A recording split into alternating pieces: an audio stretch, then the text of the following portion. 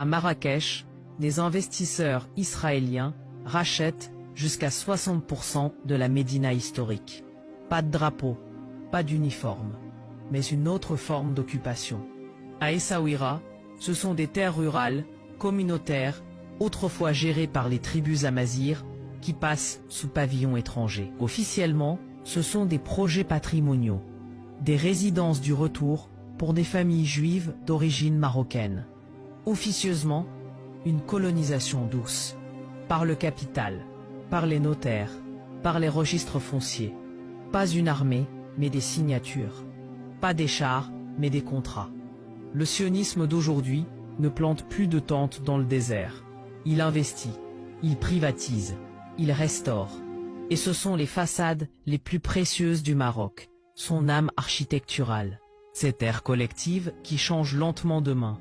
Derrière la façade du retour des Juifs marocains, c'est une toute autre dynamique qui se joue. Celle d'une reconfiguration du territoire au profit d'un allié militaire, devenu partenaire économique. Et pendant que certains s'enrichissent, d'autres s'interrogent. À quoi sert cette normalisation, et surtout, à qui profite-t-elle? On parle de réconciliation, de retour aux racines, de réparation historique.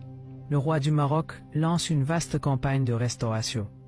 110 cimetières juifs sont rénovés à travers le royaume. À Fès, à Meknès, à Essaouira, les pierres tombales retrouvent leurs lettres, les stèles, leurs ornements.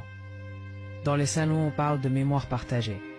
À Rabat, on organise des festivals culturels pour célébrer le patrimoine judéo-marocain. Des rabbins israéliens affluent, les larmes aux yeux, évoquant les terres perdues de nos ancêtres. Le récit est beau, émouvant, chargé d'histoire, mais sur le terrain, une autre réalité s'écrit. À Fès, à Taza, dans les plaines fertiles du sud marocain, des hectares entiers de terres changent de main. Silencieusement, légalement. Ces terres, souvent détenues depuis des générations par des communautés amazirs, sont rachetées par des sociétés écrans.